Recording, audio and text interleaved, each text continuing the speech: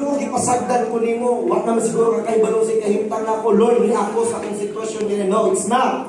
Because God is present in every details of your life. Mabagsay ka, ayaw pag-una-una ang Ginoo, wala sa imo ha. Because even in your period of wilderness, naa siya nagbuban nimo. Amen? When sabi pa, surely, goodness and mercy will follow you all the days of your life. Amen. O na ka ng mercy and goodness sa Ginoo, di na mo pasabot, kung na ka sa sabungan, mula yung nasa mo, no, it's not. Because that is already the promise of the Lord. Kaya nga wak ka namatay sa nagsabong ka. Kaya nga wak ka namatay sa nagbuhat ng bisyo. Bato ka wak ka namatay sa nagbuhat ng sala.